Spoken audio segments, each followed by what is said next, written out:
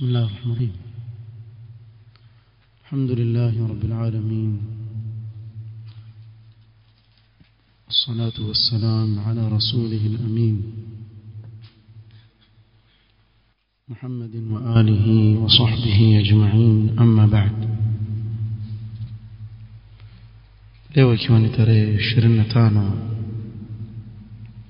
mwezi wa Rajab mwaka 1444 katika silsila ya durus za sira ya Mtume Muhammad sallallahu alaihi wasallam, tulizungumzia katika kikao kilichopita hali ya Waarabu waliokuwa nayo wakati wa jahiliya na mambo mengi maovu yalikuwa yakifanyika wakati wa jahiliya. Na leo biidhnillah ta'ala, kabla ya kuingia kuanza kumzungumzia Mtume Muhammad sallallahu alaihi wasallam, tuzungumza mada muhimu sana,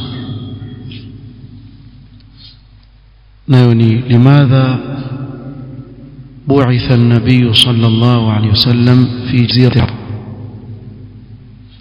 Kwa nini ametumilizwa Mtume Muhammad sallallahu alaihi wasallam katika bara la Waarabu? Au kwa lugha nyingine waweza kusema kwa nini alitumilizwa Muarabu kwa Waarabu mwanzo kabisa alipotumilizwa. Kabla ya kuingia kuizungumzia mada hii, yataka tufahamu kuwa risala ya Mtume Muhammad sallallahu alaihi wasallam ni risala iliyoenea walimwengu wote. يقول الله سبحانه وتعالى: وما أرسلناك إلا رحمة للعالمين. hatukutumiliza wewe isipokuwa ni rehma kwa walimwengu wote. Na yeye Mtume Muhammad sallallahu alaihi wasallam alipokuwa akizungumzia yale mambo ambayo Allah subhanahu wa ta'ala amempa yeye hasa, mojawapo akataja wa kana an-nabiyyu yub'athu ila qaumihi khassa wa bu'ithtu ila an-nasi kaffa. Alikuwa mtume kabla yangu akitumilizwa kwa watu wake hasa, lakini mimi nimetumilizwa kwa walimwengu wote, kwa watu wote. Lakini bila shaka lazima huyu mtume aliyetumilizwa atatumilizwa katika mojawapo wa lugha na kabila zilizoko katika huu ulimwengu. Allah subhanahu wa ta'ala akamchagua mtume wake sallallahu alaihi wasallam kutokamana na Waarabu katika bara la Arabuni. Na hii ni kwa hikma yake Allah subhanahu wa ta'ala. Alitaka nuru ya risala aliyompa mtume wake sallallahu alaihi wasallam ichomoze katika bara Arabu. اختار الله تعالى العرب ليتلقوا هذه الدعوة أولا. والله سبحانه وتعالى akawachagua Waarabu kuipokea hii risala wa kwanza, thumma yuballighuha ila ab'adi anha'i al-alam, kisha waifikishe katika sehemu za mbali kabisa za ulimwengu, waifikishe kila mahali. Na hili limefanyika liiddati asbabi, sababu nyingi ambazo wanaovioni wamezitaja. Miongoni mwa hizo sababu, wakiwazungumzia Waarabu wasema annahum kanu ala alfitrati. Waarabu wakati ule walikuwa katika fitra, bimaana hakuna chochote wanachokijua isipokuwa vile wanavyoishi tu, hawana elimu yoyote ya teknolojia wala sayansi wala chochote, kinyume na walivyokuwa wa Roma ambao kwa wao imeingia mambo ya falsafa, na kinyume walivyokuwa upande wa Iran Persians ambao walikuwa kidogo wameendelea, wana wafalme, wana nchi ambazo zimeendelea. Waarabu walikuwa katika fitra, katika hali ile ambayo Allah amemuumba nayo mwanadamu, wa ashabu iradatin qawiyya, na walikuwa ni watu wana irada, yani wakitaka kufanya jambo walifanya biquwa. idha iltawa alayhim fahmu alhaqi harabuhu, na hivi ndivyo walivyo, ili haki wasipoielewa wakawa wako kwenye batili, wataipiga vita ile haki sawa sawa, sababu hawajui. wa idha inkashafa alghita'u an uyunihim ahabbuhu wahtadhanuhu, na ikiwafungukia ile haki, ile kifuniko kikiondoka, wakaiona ile haki, basi huipenda wakaikumbatia, bali wastamatu fi sabilihi, wakawa tayari kufa kwa ajili ya lile jambo wanalolijua la haki. Na dalili ya haya maneno wanaoyazungumza wanaovioni kwa hawa aliyotumilizwa kwa Mtume sallallahu alaihi wasallam, tazama Suhail ibn Amr radhiyallahu anhu حين سمع ما جاء في كتاب الصلح في الحديبية. سهيل بن عمرو قبل يكسلم قبل يكujua haki alikuwa ni mandub aliyetumilizwa na makuraish kwenda kukaa na Mtume sallallahu alaihi wasallam kuandika mkataba baina yao ya sulh. Mtume sallallahu alaihi wasallam akamwambia Ali ibn Abi Talib radhiyallahu anhu, ambaye ndiye alikuwa anayeandika ile sulh, hadha ma qada alayhi Muhammadur Rasulullah sallallahu alayhi wasallam. Kwa pale katika ule waraka akaandika Muhammadur Rasulullah sallallahu alayhi wasallam. فقال سهيل بن عمرو رضي الله عنه, سهيل بن عمرو akamwambia radhiyallahu anhu kabla ya kusilimu, amwambia wallahi لو كنا نعلم أنك رسول الله ما صددناك عن البيت ولا قاتلناك. والله kama sisi tunajua wewe ni mtume wa Allah, tusingekuzuia kuja katika hii nyumba wala tusingekupiga vita, lakini sisi tunajua wewe si mtume, ndio maana tukuzuia tukupiga vita. Saraha wazi, sababu hajui haki, aipinga kisawa sawa sababu hajui. Sasa huyu Suhail ibn Amr, mtizame sasa upande wake wa pili aliposilimu. walamma aslama radiyallahu anhu kana kathira as-salati was-sawmi was-sadaqa. Aliposilimu huyu ambaye amempinga Mtume sallallahu alaihi wasallam, akawa asifika kwa wingi wa kuswali swala za sunna, kufunga saumu za sunna, kutoa sadaqa. وكان كثير البكاء إذا سمع القرآن رضي الله عنه, وأكيديا سانا كيسكي القرآن. وكان يقول نالكوا كيوانبيا واتو والله لا أدع موقفا مع المشركين إلا وقفت مع المسلمين مثله. sitoacha kisimamo chochote dhidi ya washirikina isipokuwa nitasimama na waislamu kama vile nilivyosimama wakati ule nilipokuwa mshirikina. kwa akawa ahidi wala nafaqatan anfaqtuha ma'a almushrikin illa anfaqtu 'ala almuslimina mithlaha, na chochote ambacho nilikitoa wakati nilipokuwa mushrik na sisi nitatoa kwa ajili ya kuwanusuru waislamu mfano wake. Huyu ni mtu ule mmoja akuonyesha tabia walizokuwa nazo, kuwa wakijua ile haki washikamana nayo kisawa sawa, kama vile wasipoijua haki wakaingia katika batil. Inna lillahi wa inna ilayhi rajiun. Atavama mtu katika batil kuliko vile unavyofikiria wewe. pia katika sababu ambazo wazitaja wanaovioni kutumilizwa Mtume Muhammad sallallahu alaihi wasallam أن العرب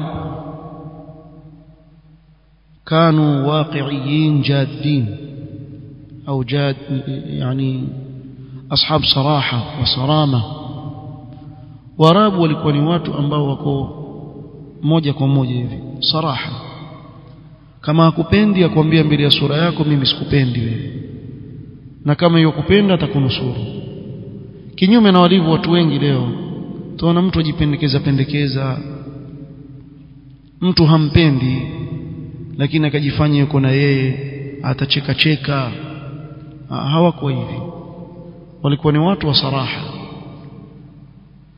يدل على ذلك دلالة واضحة ما روي في قصة بيعة العقبة الثانية تزاما فنواك بيعة العقبة يا بيلي ambao ndio ansar walichukua ahadi kumnusuru mtume sallallahu alaihi wasallam na kumhifadhi atakapokuja wapi Madina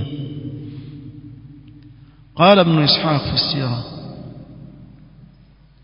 لما اجتمعت الأوس والخزرج في العقبة walipokusanyika Aus na Khazraj Aqaba ni sehemu ilikuwa jivu walikutana Mina wakati wa haji pamoja na Mtume sallallahu alaihi wasallam na Mtume sallallahu alaihi wasallam akaja pamoja na nani na ammi yake al-Abbas na ammi yake al-Abbas alikuwa bado hajasilimu kaja pamoja naye kwa sababu ni mtu wake ni ammi yake familia yake ili kusikia yale watakaoyasema watu wa Madina Ansar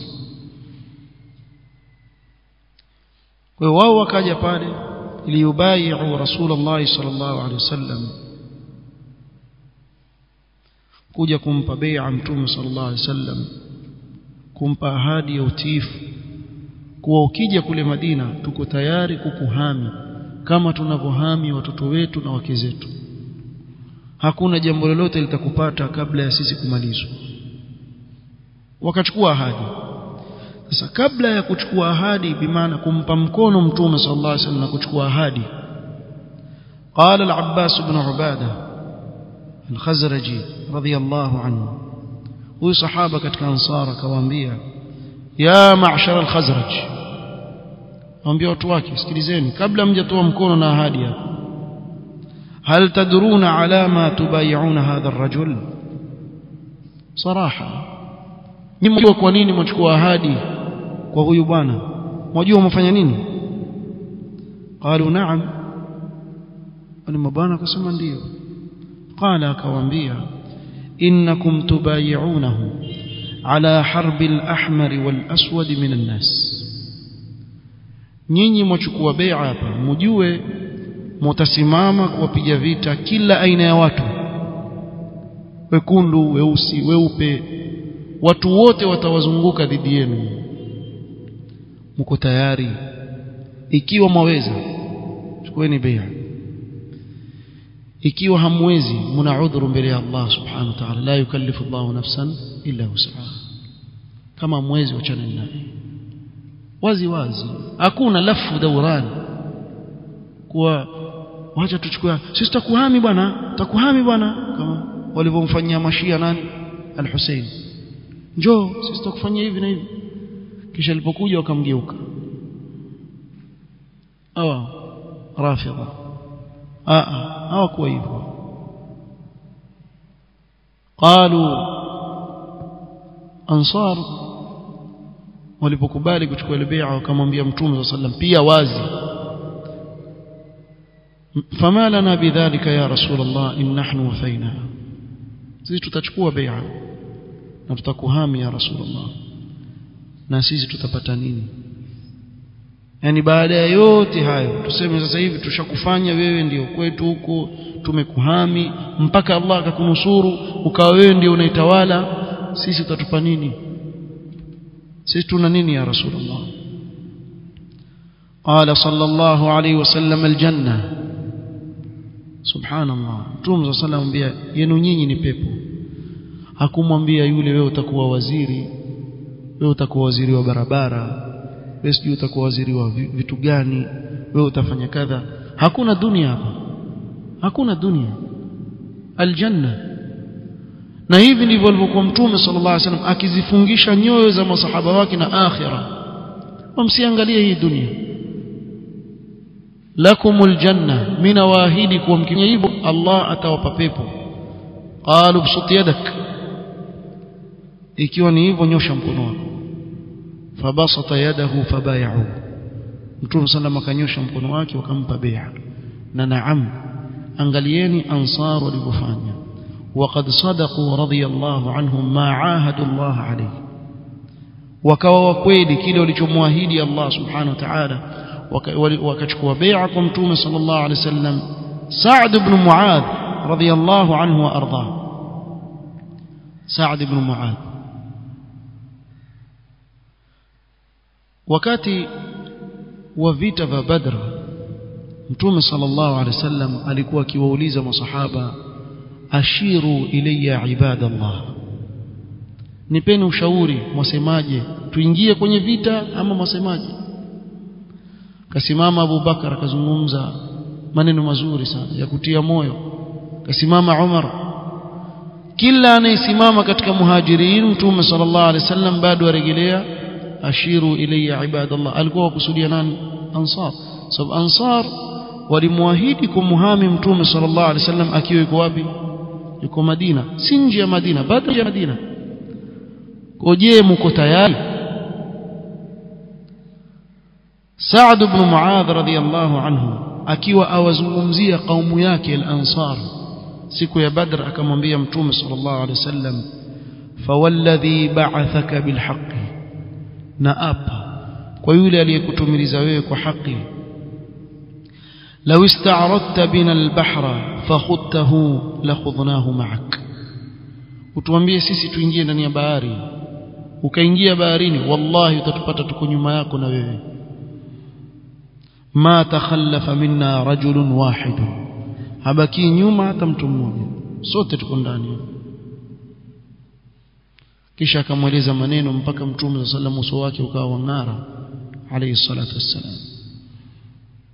Fakanu radiyallahu anhum صادقين من اللحظة الأولى, walikuwa wakweli kuanzia mwanzo kabisa. Si watu twendeni kifika kule, nini acha watoto kule bwana, mke bwana. Wallahi alazim kuna watu waweza kufanya hivyo. Tena ashachukua ahadi, kwani hawakufanya hivyo banu Israeli?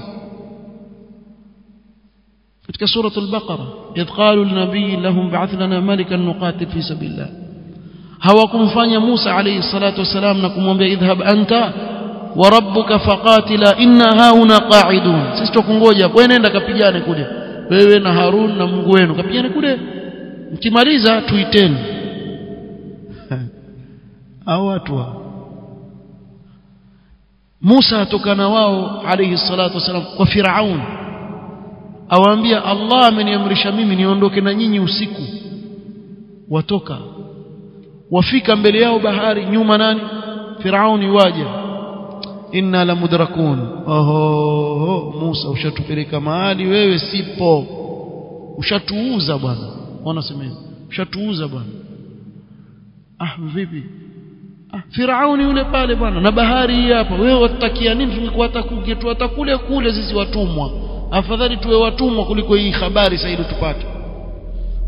Qala kalla inna ma'i ya rabbi sayahdin. Wanajua hawa hawako na yeye, lakini si masahaba. Sa'd alimwambia mtume sallallahu alayhi wasallam, la naqulu laka kama qalat banu israil li Musa idhhab anta wa rabbuka faqatila inna hahuna qa'idun, bal naqulu idhhab anta wa rabbuka faqatila inna ma'akuma muqatilun, nenda na sisi tuko pamoja na wewe. Kwa Waarabu walikuwa na sifa ya ukweli kuanzia mwanzo. Sasa usije ukaniambia leo mbona kuna Waarabu, sisi tuzungumza umuman. Kwani hawakuwepo wanafiki Madina? Walikuwepo, lakini wale hawakuhesabiwa. Tuzungumza umuman, hii ndio tabia yao walikuwa nao, saraha, wako wazi, hawana lafu wa dawran. Hakuna kuzunguka huko, atakwambia mbele ya sura zako, kama nataka, kama sitaki mbele ya sura yako. Kwa nini nikudanganya? kadhalika wakati ule العرب كانوا بمعزل عن أدواء المدينة أو المدنية عفوا والترف وعرب walikuwa mbali kabisa na starehe walikuwa na maisha magumu sana maisha yao yalikuwa magumu sana bimaana waweza kustahimili mambo mazito ni magumu mpaka majina yao yalikuwa balaa wamwona mtu aitwa Sakhr wajua Sakhr ni jiwe aitwa Harb maana yake nini vita na majina kama haya yalikuwa yameenea yani si maisha yao magumu mpaka majina yao ya vita mawe sio vituko gani kusikia majina magumu sasa warabu waitwa ya sayyidi wakawa abid sayyidi ilikuwa Sakhr Harb wakati huo wakiitwa hivyo walikuwa wao ndio watawala ilipobadilika sasa ikawa sayyidi ikawa abd wal billah lakini walikuwa na maisha magumu sana hayo maisha magumu hayo yakawa ndio yaweza kuwasaidia wao kuweza kustahimili mambo mazito yaliyowapata katika da'wa kadhalika wataja wanaovioni katika sababu za Allah subhanahu wa ta'ala kumchagua mtume Muhammad sallallahu alaihi wasallam miongoni mwa Waarabu na kumtumiliza kwao mwanzo anna al-araba kanu ashaba sidqin wa amanatin wa shajaa Waarabu walikuwa ni watu wa kweli waaminifu tena mashujaa walikuwa waaminifu sana amana ليس النفاق والمؤامرة من طبيعتهم unafik si tabia yao fanya unafik si tabia yao kumpangia mtu njama ati uko naye lakini kumbe umficha jambo katika moyo wako wakana yeye uenda naye kulia uenda naye kushoto kumbe una vitu vyako ndani ya moyo hayuko hivyo kama yeye hakupendi kama tunzo mwanzo kwa walikuwa na amana na shajaa وهذا أمر لا ينكره أحد hili ni jambo ambalo hakuna mtu yoyote aweza kulikataa akalipinga faqad sadaqu ma ahadu Allah alayhi wa badhalu al-ghali wan-nafisa fi sabilillah azza wa jalla nenda kasome tarehe ya Khalid ibn al-Walid utaelewa tuzungumza nini msome Umar ibn Khattab radiyallahu anhu arda kama tutakapokuja kuona mbele watu walikuwa wakiteswa wakisilimu Makka wateswa waudhiwa Umar radhiyallahu anhu arda aliposilimu alitangaza wazi uislamu wake bali alipokuwa yuenda hijra pia alisimama akatangaza wazi kuwa hivi mimi nenda zangu wapi Madina si wanyimwa wazuia watu mimi nenda Madina saa hii yule ambaye atakumwacha mke wake mjane nyumbani na watoto wake mayatima anifuate nyuma kisha one nitamfanya nini kisha huyo aondoke kifua mbele makafiri wote kimya huyo natoka na lau kama angelikuja angewakata vichwa bila kujali kwa hili jambo lilikuwepo kwao hakuna mtu aweza kupinga na mfano mzuri mnao wewe angalia futuhat zilizofanya masahaba mna walipokwenda katika nchi mbalimbali wakazifungua mpaka wakafika bara Europa huko mpaka France huko wamefika mpaka China huko kwa kweli kama dini kikweli tungeletwa sisi hapa ingefika Mombe tayari ufikiri ukweli hapa mimi nawazungumzia kuna wanafunzi hapa wakiambiwa kuna da'wa sehemu fulani nendeni kule mbali bwana ndio hawa sasa ukija kusema mbona mtume alikuwa Mwarabu wale Waarabu achaneni nao walikwenda kila mahali ulimwenguni kueneza hii risala Allah alikuwa yajua Allahu a'lamu haythu yaj'alu risalata sio ambiwa sasa kuna kijiji fulani kule kuhitajika da'wa ukifikiria maji yenyewe rangi ya brown tafanyaje mimi kule kidogo nina udhuru siwezi kufika hakuna kitu kama hicho fika twende wapi, kokote walikuwa tayari kusimama kwa ajili ya kuinusuru dini ya Allah subhanahu wa ta'ala. Ashabu sidqin wa amanatin wa shajaa, na walikuwa mashujaa. Na ndio yule mfalme, nafikiri ni wa Roma, walipokuja masahaba kwao, naam, alipokuja yule aliyetumwa na komanda wa jeshi kwenda kuzungumza aslim taslam wa illa fadfa aljizya, alipokuwa yamwambia hivyo, akamwambia mko wangapi kule? Amwambia hivyo, mko wangapi? Najua mna kiu, mna njaa, mtawapa kila mmoja pesa kisha mrudi kwenu. Msahaba akamwangalia akamwambia, kweli tuna kiu na tuna njaa, na kiu yetu haiondoki isipokuwa kwa damu za Waroma. Tukizinywa damu zenu ndio kiu itaondoka. Jitu biqawmin yuhibbuna almauta kama tuhibbuna alhaya. Na nyote mwajua hizi daula zilizokuwa kubwa kabisa wakati ule, Ar-Rum wal-Furs, zimekaa qurun, mamia ya miaka, zimeangushwa na Umar radhiallahu anhu katika miaka 4 pekee yake, kaziangusha zote wakati wa khilafa ya Umar, chini ya uongozi komanda Khalid ibn al-Walid radhiallahu anhu arda. Wao wamjua, wamsoma, mimi nishaona documentary zao wazungumza kuhusu Khalid ibn al-Walid, kufar, na kuna watoto wa Kiislamu hata wamjui nani. Aweza kuambia Khalid ibn al-Walid akafikiria ni mchezaji mpira. Hayumo kabisa, hayumo.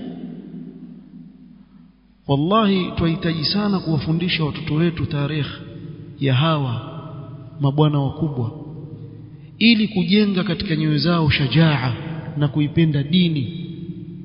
La sivyo ndio hivyo, msipowaelekeza watoto kuwaonyesha hawa ndio wa kuigwa, ni lazima watatafuta wengine wa kuwaiga. Na ndio pale wapata mtoto wa Kiislamu ajifakhirisha yeye kuitwa jina la mchezaji kafiri, ajifakhirisha. Mwana mtoto wa Kiislamu aje kuswali msikitini, kwenye maongo yake ambeba jina la kafiri, ndio asujudu yuko juu yake, au na raha atakaitwa hivyo. Wangapi tumeona? Kadhalika katika sababu wanazozitaja wanavyuoni, anna al-araba kanu ahlasa khaylin wa ashaba jaladatin wa taqashshufin fil haya, walikuwa ni watu ambao wamewaganda farasi. Maana yake nini? Ni watu wa vita. Tangu wakati wa jahiliya wao ni watu wa vita tu, kama Aus na Khazraj, wapigana bwana, miaka wapigana. Waweza kuzua vita vikazuka miaka 40 watu wapigana tu, vichwa mbaya kabisa, kitu kidogo tu washaruka vita. Kuna ujinga, vita tu. Sasa angalia hii nguvu hii ichukuliwe sasa ielekezwe katika nini? Katika kuinusuru dini ya Allah. Ndio pale Ansar wakamwambia Mtume sallallahu alaihi wasallam, wewe hujatuona katika vita, simpigana bwana. Makuraish wamekaa na amani kule Makka, wajua nini kuhusu vita? Makuraish ambao walimpinga Mtume sallallahu alaihi wasallam, wao walikuwa katika albalad alamin, kila waarabu walikuwa wakiwaheshimu, kila wanakokwenda una ni Qur'an, watu wa nyumba ya Allah waachaneni nao, waheshimiwa. Huko Ansar watu waminyana tu, Mayahudi wamekaa wakitia fitna baina Aus na Khazraj, watu wapigana kila siku, waona vita. Kwa hivyo ile tajruba na experience ya vita Allah subhanahu wa ta'ala amewajalia wanayo. Kwa hiyo walikuwa hili jambo la vita kwao ni jambo la kawaida. كانت الفروسية هي الخلق البارز الذي لا بد أن تتصف به أمة تطلع بعمل جليل. ikiwa mtu ataka kufanya jambo kubwa lazima awe na sifa hizi. Wao ile furusia, ule wanajeshi ule ni sifa yao, wako hivyo, walikuwa wako hivyo. Na niliwatajia maneno ya Zuhair ibn Abi Sulma aliposema katika mashairi ya jahiliya, waman lam yadud an hawdhihi bisilahihi yuhaddam waman la yadhlim an-nas yudhlam. Chagua mwenyewe utakaye, imma uwe dhalim ama madhlum. Kwa hivyo walikuwa chonjo daima, ni watu wa vita. Kwa sababu gani? Lianna al-asra kana asra hurub wa mughamarat, waliishi katika wakati wa vita vingi, vita, bala, dhulma. Kwa hili jambo lilikuwa katika damu yao, walikuwa ni watu wa vita. Sasa hawa ndio kutumika, hawa watainusuru dini ya Allah subhanahu wa ta'ala.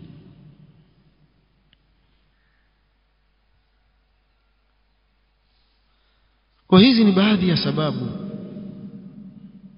ambazo wametaja wanaovioni, na nyingine nyingi meziwacha kwa sababu ya wakati. Wamezitaja wanaovioni kwa nini Allah subhanahu wa ta'ala amemtumiliza mtume wake sallallahu alaihi wasallam katika jaziratul arab kwa Waarabu.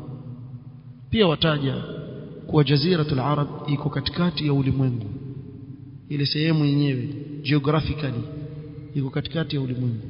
Kwa kuenea ile da'wa ni sahali zaidi kuanzia pale, sababu iko katikati ya ulimwengu. Wakienda kulia, kushoto, mbele, nyuma, waeneza ile da'wa.